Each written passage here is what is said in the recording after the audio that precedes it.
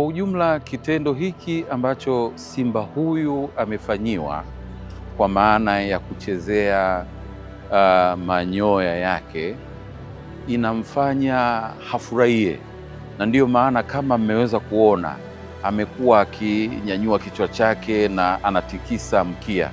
Kwa hiyo kinampa furaha sana, kama hapa anajihisi kama anakunwa na kuondolewa miwasho ya hapa na pale.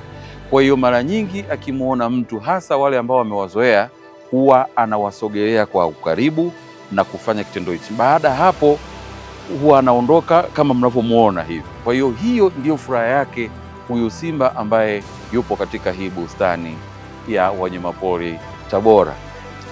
Na kwenye yale manyoya yake ana mafuta kama yanavyoonekana hapa. Ukimshikashika utaondoka na alama ya mafuta. Hayo mafuta sasa yeye huwa ni faida kwake.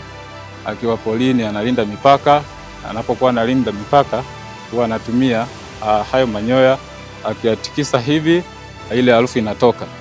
Ile harufu ikitoka, kama ni simba yuko jirani mwingine ambaye anakuja kuvamia himaya, anaondoka kwamba asisogee, lakini akisogea kwa kulazimisha, hapo sasa ndo ataanza kugombana, kwa sababu atakuwa amevamia mpaka ambao sio wa kwake. Kwa hiyo Watanzania, karibuni muweze kuona rasilimali hizi ambazo tumepewa. Nchi yetu imepata bahati ya kuwa na rasilimali nzuri namna hii za kuvutia. Karibuni sana muweze kuona vivutio hivi ambavyo mtaona kwa gharama nafuu kabisa.